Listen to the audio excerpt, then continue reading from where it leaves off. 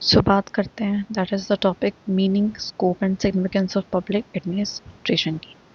सबसे पहले जानते हैं मीनिंग क्या है पब्लिक एडमिनिस्ट्रेशन का। सो हम दो थिंकर्स के व्यू को यहाँ पे लेंगे that is Woodrow Wilson and Dwight Waldo. काफ़ी इंपॉर्टेंट थिंकर्स हैं। तो वुड्रो विल्सन कहते हैं कि पब्लिक एडमिनिस्ट्रेशन एक डिटेल्ड एंड सिस्टमेटिक एग्जीक्यूशन है पब्लिक लॉ का, कि जब हम डिटेल तरीके से और सिस्टमेटिक तरीके से एग्जीक्यूट करते हैं पब्लिक लॉज को तो वो पब्लिक एडमिनिस्ट्रेशन कहलाता है। एवरी पार्टिकुलर एप्लीकेशन, हर एक वो काम जो ऑफ जनरल लॉज, मतलब sorry, every particular application, application मतलब दैट इज अप्लाई करना किसी भी जनरल लॉ को, वो एक तरीके से एक्ट ऑफ एडमिनिस्ट्रेशन। मतलब मेन क्या है, ये कहते हैं कि एडमिनिस्ट्रेशन का क्या काम क्या है, that is a detailed systematic execution करना। ठीक है। डुआइट वॉल्डो क्या कहते हैं कि पब्लिक एडमिनिस्ट्रेशन एक art and science, as art and science मतलब दोनों है, वो कला भी है उसमें, साइंस दैट इज उसमें सिस्टमेटिकली भी चीज़ें हो रही हैं। आर्ट मीन्स कि वहाँ पे दैट इज वहाँ पे एक स्किल भी है ना, स्किल से भी काम हो रहा है वहाँ पे, सिस्टमेटिकली भी वो काम करता है। ऑफ मैनेजमेंट है ना, और मैनेजमेंट के ऑफ मैनेजमेंट को अप्लाई करना to affairs of the state. इसने जस्ट ये नहीं बोला कि execution but also affairs of the state, state का जो भी काम हो रहा है ना, तो उससे रिगार्डिंग ही बात करते हैं। तो इनका जो थोड़ा सा हम कह सकते हैं जो उनकी डेफिनेशन है ज़्यादा क्या है, ब्रॉड है ना, क्योंकि वो पब्लिक एडमिनिस्ट्रेशन को सिर्फ इम्प्लीमेंटेशन या एग्जीक्यूशन तक नहीं रोकते हैं। नाउ पब्लिक एडमिनिस्ट्रेशन और प्राइवेट एडमिनिस्ट्रेशन में क्या डिफरेंस है। अगर हम बात करें ऑब्जेक्टिव का, तो पब्लिक एडमिनिस्ट्रेशन का मेन काम होता है दैट इज लोगों का भला, दैट इज पब्लिक वेलफेयर। वहीं पे जो प्राइवेट एडमिनिस्ट्रेशन है उनका मेन ऑब्जेक्टिव होता है प्रॉफिट को मैक्सिमाइज करना, कि ज़्यादा से ज़्यादा प्रॉफिट कमा सकें। अकाउंटेबिलिटी की बात करूँ तो public administration accountability to the public, या कहें तो to the legislature, executive and judiciary होती है। वहीं पे प्राइवेट एडमिनिस्ट्रेशन में जो हमारी अकाउंटेबिलिटी है वो towards the owners, stakeholders या फिर कस्टमर्स होती है। पब्लिक जो एडमिनिस्ट्रेशन है उसका जो स्कोप है वो वाइड है, क्योंकि वो डिफेंस में, हेल्थ में, सेक्टर बहुत सारी चीज़ों में, बहुत सारी अलग अलग टाइप की सर्विसेज में काम करता है। लेकिन वहीं पे जो प्राइवेट एडमिनिस्ट्रेशन है उसका नैरो है, क्योंकि उसका जस्ट मेन फोकस होता है गुड्स बनाना, जो भी वो पर्टिकुलरली गुड बना रहा है। जैसे अगर कोई मोबाइल की कंपनी है तो मोबाइल बनाना, उसका मेन वही स्कोप है बस। नेचर ऑफ ऑपरेशन की बात करूँ तो ये रूल बाउंड होता है, ज़्यादा रूल्स को फोकस करना, थोड़ा सा ज़्यादा फॉर्मल है। ये थोड़ा सा एज कंपेरिजन फ्लेक्सिबल है एंड हमारा एडेप्टिव रहता है। ये बेसिक हमने डिफरेंस देख लिया। ऑल्दो डायरेक्ट पेपर में नहीं आएगा, बट अगर कभी लिखना पड़ जाए तो इसमें से एक दो मेजर पॉइंट्स हमें लिखने पड़ेंगे ना। ओवरलैप क्या है बिटवीन द बोथ, मतलब दोनों में कॉमन क्या है। तो कहीं ना कहीं दोनों का एम ये है कि एफिशिएंसी से काम हो। देखो एफिशिएंसी का मतलब होता है दैट इज ऑन टाइम और डिजायर्ड रिजल्ट हमें मिले, जैसा हमने चाहा था वैसे हमें रिजल्ट मिले, दैट इज एफिशिएंसी। तो जैसा हम चाह रहे हैं वैसा हमें मिली, तो ये तो पब्लिक एडमिनिस्ट्रेशन भी चाहेगा और प्राइवेट भी चाहेगा। सेम प्रिंसिपल्स को भी यूज करते हैं जो मैनेजमेंट वाले हैं, लाइक पोस्ट को, राइट। तो प्रिंसिपल्स भी सेम है, एम भी सेम है कहीं ना कहीं इनका। तो ये ओवरलैप है। यूनिक फीचर क्या है कि पब्लिक एडमिनिस्ट्रेशन ज़्यादा सिटीजन ओरिएंटेड है, सिटीजन के बारे में सोच रहा है, एंड प्राइवेट ज़्यादा परफॉर्मेंस के बारे में सोचता है कि हम अच्छा परफॉर्म करें, और अच्छा परफॉर्म करेंगे तो ऑटोमेटिकली क्या होगा, हमारी प्रॉफिट बढ़ेगी। यहाँ पे जो ध्यान है वो प्रॉफिट बढ़ाने पे नहीं है, सिर्फ परफॉर्मेंस पे नहीं है, और सिटीजन की नीड्स को फुलफिल करने पे। नाउ पब्लिक एडमिनिस्ट्रेशन एक अकेडमिक डिसिप्लिन भी है, उसको हम पढ़ भी रहे हैं, जैसे कि मैं अभी यहाँ पे पब्लिक एडमिनिस्ट्रेशन को पढ़ रही हूँ। एंड अ प्रैक्टिकल एक्टिविटी भी है, साथ में क्या है वो प्रैक्टिकल एक्टिविटी भी है, राइट। कि गवर्नमेंट जो है परफॉर्म करती है ऐसे काम को, जो हम पढ़ रहे हैं वो परफॉर्म भी कर रहे हैं। डिसिप्लिन एंड प्रैक्टिकल एक दूसरे को क्या कर रहे हैं, इन्फ्लुएंस भी करते हैं। अब जैसे डिसिप्लिन में कोई नई थ्योरी आएगी, तो जब हम उसको प्रैक्टिकल में दैट इज अप्लाई करेंगे तो वो प्रैक्टिकल हो जाएगा।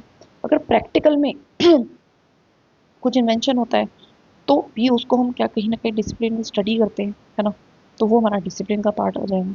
तो ऑल और both are interconnected we can say. तो डिसिप्लिन में क्या आता है, थ्योरीज आती हैं, प्रिंसिपल्स, यहाँ से जनरली हमारी नॉलेज बिल्डअप होती है, हम रिसर्च वगैरह करते हैं, एंड डिग्री या कोर्स कहें तो वो कंप्लीट करते हैं, पीएचडी वगैरह।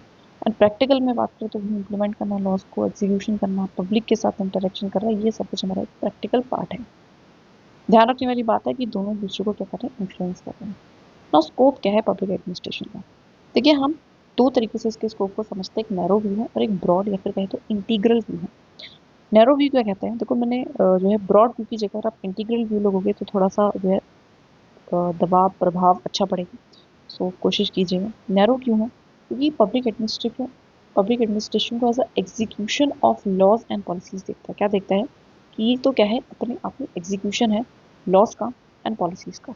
ठीक है। तो ये पबेट को सिर्फ एग्जीक्यूशन तक मानता है और इसका मेन फोकस है पोस्ट कॉप जैसी फंक्शंस की, इसको एग्जीक्यूशन को कैसे करना चाहिए, दैट इज कुछ टेक्निक्स कुछ प्रिंसिपल्स को फॉलो करके, लाइक पोस्ट कॉप है ना, planning, organizing, staffing, directing, coordinating, reporting and budgeting करके। नाउ ब्रॉड इफेक्ट है तो इंटीग्रल व्यू का कहता है कि वो पब्लिक एडमिनिस्ट्रेशन को कैसे देखता है, it sees public administration as execution as well as policy formulation, कि हाँ एग्जीक्यूशन तो करना ही, लेकिन साथ में जो लॉ बनाना होता है, पॉलिसीज फ्रेम करना होता है, वो भी, दोनों ही काम जो है पब्लिक एडमिनिस्ट्रेशन का होता है। ये फोकस करता है of interaction of administration with politics, society and economy. ये बात करता है कि जो एडमिनिस्ट्रेशन है वो हमारा आइसोलेशन में काम नहीं कर रहा है, वो पॉलिटिक्स के साथ भी इंटरेक्ट करता है, वो सोसाइटी के साथ भी इंटरेक्ट करता है, वो इकोनॉमी वाले फंक्शंस भी करता है, लाइक बजटिंग है ना। एग्जाम्पल का बजटिंग, जो हमारी मिनिस्ट्री ऑफ फाइनेंस है उसमें भी सेक्रेटरीज हैं, तो वो एक तरीके से क्या कर रहे हैं, performing the task of economy, economy से रिगार्डिंग इतनी फिजिकल पॉलिसी को फ्रेम करना, तो they are doing it. Society से तो ऑफकोर्स डायरेक्ट इंटरेक्शन ही है, एंड पॉलिटिक्स के साथ कैसे इंटरेक्शन है, वो उनको एडवाइस देते हैं, या फिर कहें तो वो जो पॉलिटिशियंस हैं उनके अंडर रह के एक तरीके से कहते चेक ऑन लगाते रहते हैं वो उन पे, सो जिससे कि पब्लिक का वेलफेयर हो। तो ये ब्रॉड व्यू है। नाउ चेंजिंग स्कोप, जो हमारा स्कोप है वो काफ़ी बदला है हमारे आज के टाइम में। जैसे कि पहले जो ध्यान है वो गवर्नमेंट पे दिया जाता था कि जो भी कुछ करेगा वेलफेयर वगैरह जो भी होगा, एडमिनिस्ट्रेशन किस तरीके से होगा, administration is what, that is लोगों को सर्व करना वाइल प्रोवाइडिंग द सर्विसेज, तो सिर्फ गवर्नमेंट करेगी। लेकिन आज के टाइम पे हम गवर्नेंस का मॉडल लेके आ चुके हैं, जहाँ पे हम state, private, NGO and other non state actors, जिसको हम कहते हैं है ना, स्टेट के अलावा जो भी एक्टर्स हैं, प्रेशर ग्रुप्स वगैरह, फलाना ढिकरा, वो सब क्या है, मिलके क्या करेंगे, एडमिनिस्ट्रेशन का पार्ट है, डायरेक्टली और इनडायरेक्टली। पहले हमारा जो मेन फोकस है वो रूल पे ज़्यादा होता था, so we were more rule bound. लेकिन आज के टाइम पे जो हमारा फोकस है वो रिजल्ट ओरिएंटेड है, वो किस पे ज़्यादा है, दैट इज रिजल्ट पे ज़्यादा है। फ्रॉम नेशनल से ग्लोबल गए हैं, दैट इज पहले हम नेशनल की इश्यूज को मतलब पे ज़्यादा फोकस किया करते थे, लेकिन आज के टाइम पे बिकॉज ऑफ द ग्लोबलाइजेशन में जो बाउंड्रीज हैं वो ओपन हो गई, तो इश्यूज अब ग्लोबल इश्यूज भी हमारे में, राइट। तो जैसे कि क्लाइमेट चेंज है, सस्टेनेबल डेवलपमेंट गोल्स हैं, एक्सेट्रा। फ्रॉम ब्यूरोक्रेसी मॉडल, पहले हम ब्यूरोक्रेसी के मॉडल को फॉलो करते थे, आज के टाइम पे मैनेजरियल नेटवर्क मॉडल्स को फॉलो कर रहे हैं, एग्जाम्पल पीपीपीज वगैरह ना, एनपीएम वगैरह को हम फॉलो करते हैं, तो सिर्फ ब्यूरोक्रेसी तक सीमित नहीं है। तो ध्यान रखना है, अच्छे कंक्लूजन यहाँ से बन सकते हैं कि हम गवर्नमेंट से गवर्नेंस पे जा रहे हैं, फ्रॉम रूल बाउंड से हम रिजल्ट ओरिएंटेड पे जा रहे हैं, नेशनल से ग्लोबल जा चुके हैं, है ना, एलपीजी में वगैरह में लिख सकते हो, फ्रॉम ब्यूरोक्रेसी के मॉडल से हम मैनेजरियल नेटवर्क मॉडल जा चुके हैं, एनपीएम जैसे कॉन्सेप्ट्स में लिख सकते हैं। नाउ सिग्निफिकेंस मतलब इंपॉर्टेंस क्या है पब्लिक एडमिनिस्ट्रेशन, तो रोल से पता करते हैं रोल क्या है। तो इम्प्लीमेंट करता है लॉज एंड पॉलिसीज को, एग्जांपल मनरेगा है, ठीक है। डिलीवर कर रहा है पब्लिक सर्विसेज को प्रोवाइड कर रहा है, मेंटेन करना लॉ एंड ऑर्डर को, प्रमोट करना डेवलपमेंट। डेवलपमेंट कैसे प्रमोट करता है, तो बहुत सारी जो डेवलपमेंट प्रोग्राम्स हैं उनको इम्प्लीमेंट करना, उनसे रिगार्डिंग प्लानिंग करना। एग्जाम्पल आप लिख सकते हैं जो डिस्ट्रिक्ट प्लानिंग कमेटी होती है, उसमें हमारा एक जो दैट इज डीसी होता है, उसका बहुत मेजर एक रोल होता है। सपोर्ट पॉलिसी मेकिंग, कहीं ना कहीं प्रोवाइड करके डेटा डेटा भी देते हैं हमारी पॉलिटिशियंस को, जिसके बिहाफ पे वो पॉलिसी को फ्रेम कर रहे हैं, साथ में एडवाइजेस भी देते हैं कि क्या करना चाहिए क्या नहीं करना चाहिए, ठीक है। So promotes the development, support policy making. Crisis management, जहाँ ऐसी सिचुएशन आ जाती है जहाँ पे थोड़ा सा ज़्यादा क्राइसिस को मैनेज करना है, तो वहाँ पे जिसके डिजास्टर है, इमरजेंसी है, या फिर इंस्टेबिलिटी है ना, कोलिजन पॉलिटिक्स टाइप है, तो वहाँ पे क्राइसिस को मैनेज करने का काम भी, स्टेबिलिटी प्रोवाइड करने का काम भी किसका होता है, दैट इज पब्लिक एडमिनिस्ट्रेशन का होता है। तो ये 6 मेजर रोल्स हैं बहुत सारे, लेकिन देखो हमें क्या करना है, क्लस्टर को कम करना है। क्यों कम करना है, कैसे कम करना है, हर एक टॉपिक है, उस टॉपिक के बारे में अगर हमें 2 पेजेस भी इंफॉर्मेशन है मल्टीपल डायमेंशन को कवर करके, तो हमें मैक्सिमम 4 ही तो पेजेस लिखने हैं पेपर में, so we can cover it, हम लिख पाएंगे। सो हमें उस पर ही ध्यान देना, सो देयर 6 ही हमने से लिए हैं। चलिए आगे बढ़ते हैं, दैट इज इंपॉर्टेंस क्या है पब्लिक एडमिनिस्ट्रेशन की। देखिए पब्लिक एडमिनिस्ट्रेशन की importance developed and developing nation में थोड़ी सी डिफरेंट है, क्योंकि डेवलप्ड जो नेशंस होते हैं उनका मेन फोकस होता है in providing the good services, कि जनरली गुड सर्विसेज हमारी पहुंचाई जाए। लेकिन डेवलपिंग में जो मेन फोकस होता है that is providing the basic service delivery to all the section of the society, क्योंकि डेवलपिंग कंट्रीज में आपको ज़्यादा क्या देखने को मिलेगी, दैट इज इनइक्वलिटी, है ना, इनकम का गैप देखने को मिलेगा। तो दैट इज वाई ज़रूरी है कि हम बेसिक सर्विसेज को हर किसी को पहुंचा पाए, ठीक है, इस पे मेजर फोकस रहता है। डेवलप्ड नेशन में प्रायोरिटी दी जाती है ट्रांसपेरेंसी को, एफिशिएंसी को एंड सिटीजन के पार्टिसिपेशन को, सॉरी। वहीं पर डेवलपिंग में स्टेबिलिटी को, कि स्टेबिलिटी रहे, क्योंकि अगर स्टेबिलिटी रहेगी तो भी वो ग्रोथ कर पाएगी।